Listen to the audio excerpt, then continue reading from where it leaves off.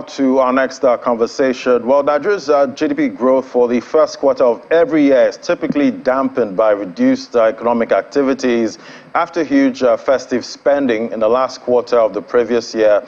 But this year, we have to deal with the scarcity of the Naira notes, already crimping major productive sectors of the economy and could make economic growth much slower. Let's talk to Professor Fred Olayele now, a professor of economics, Sprott School of Business, Carleton University, Canada. Great to have you. Good morning. Good morning. Good to be here. So what do you see for the Nigerian economy in the first and second quarter? I remember in 2022, we're already hearing the drums of a global recession for most economies. What are you expecting for 2023? Well, for a start, maybe we should look at what causes a recession in the first instance. So when demand outstrips supply, an overheated economy can lead to a recession. Imbalances from structural and cyclical forces, leading to the transmission of financial shocks to the real sector. Another scenario is when an exogenous shock outside of the economic system itself, triggers a supply shock or a demand shock.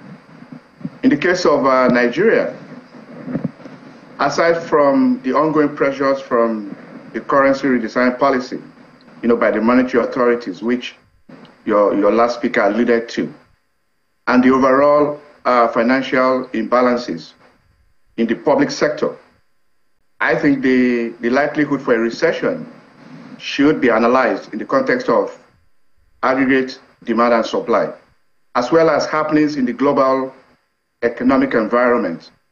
So you'd consider the negative output gap, because the Nigerian economy is obviously operating below full capacity.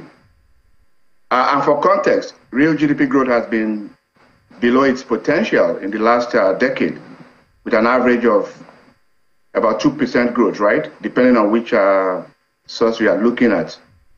And also 2 recessions occurred in the last 10 years. You might also want to consider global imbalances, from structural and cyclical factors. For example, the ongoing Russia-Ukraine crisis and the supply chain disruptions and its impact on energy prices and all. So to situate this within the Nigerian context, if the ongoing scarcity of the Naira generates pressures that reach a threshold large enough to cause overheating, then you can expect that to generate financial imbalances large enough to cause economic distress.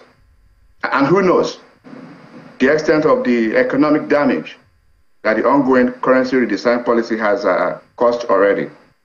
I guess we have to wait for the Bureau of Statistics to release their figures in the coming months. Yeah, we'll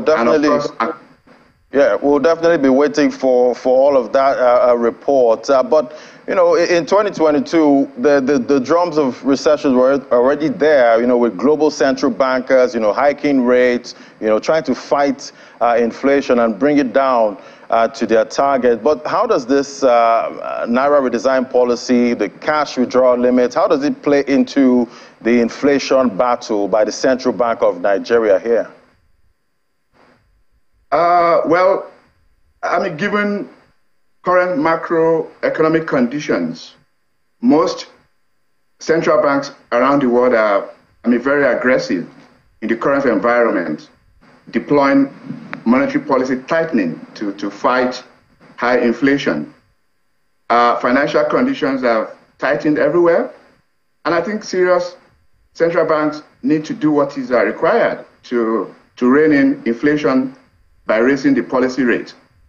And Nigeria is not an exception. The only thing one would say is the impact on private sector lending, should be monitored.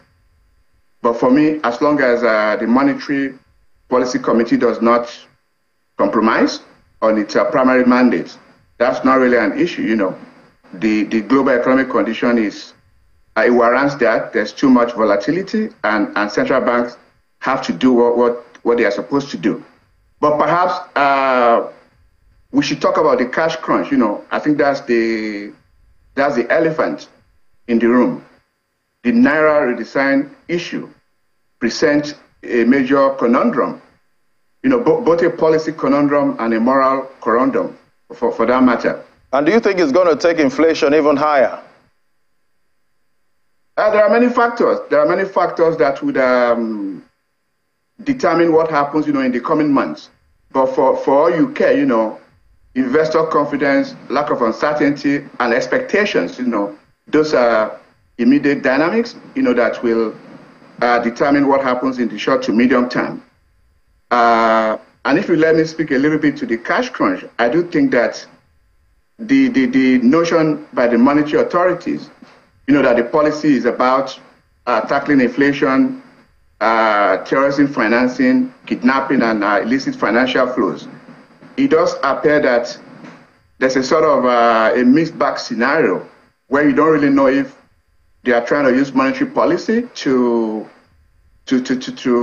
address inflation, or if it's about other political economy ramifications, vote buying and what have you. As I look at the situation, it's pretty hard to create a dichotomy and know what the policy objective really is. I mean, on paper, it's a no-brainer. It's legitimate to want to fight money laundering or kidnapping for ransom and all of that. On paper, it's okay. I mean, India did the same thing in 2016. Kenya, as recently as 2019, pursued a similar policy. And as we speak, Cameroon and Gabon are, towing a similar path.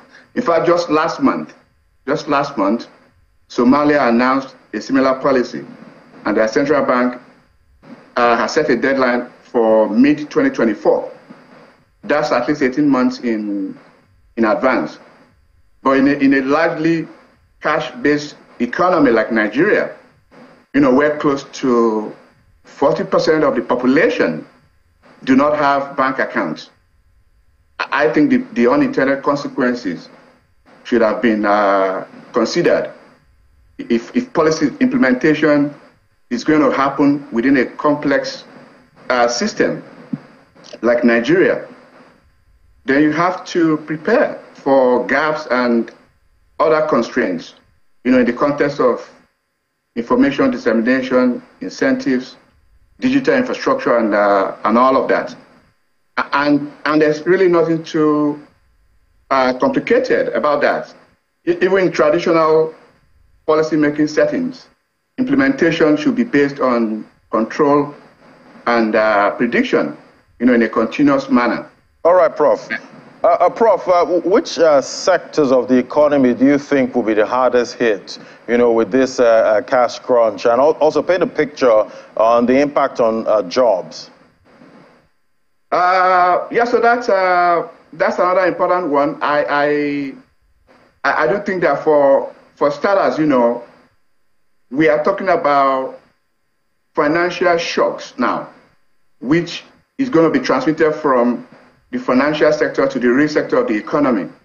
And if we are talking about the impact on jobs and unemployment, then we have to take a step back and look at the political ramifications, the political economic ramifications for the entire country. Nigeria is a largely informal sector-based economy with over 60% of GDP, operating largely in the informal sector. And when you even talk about employment and unemployment figures, then that paints a pretty scary situation.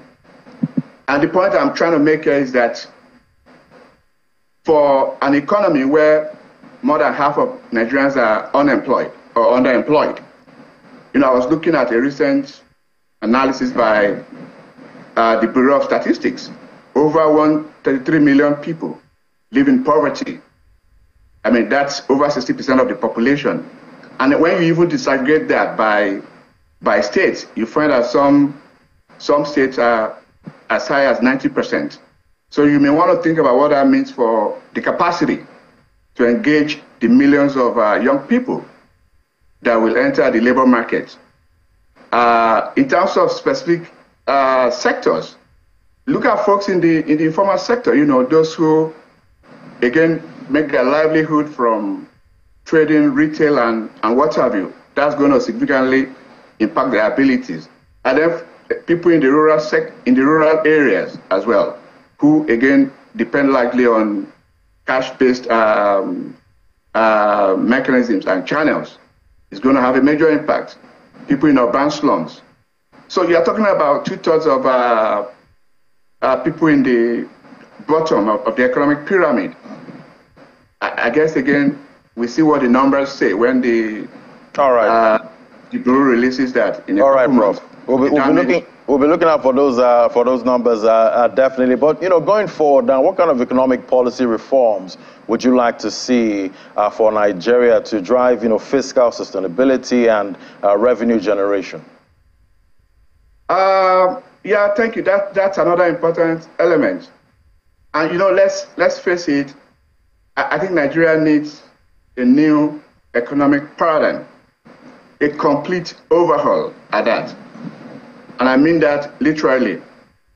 A new economic architecture, with structural innovations and regulatory modernization based on the power of the market to create social progress.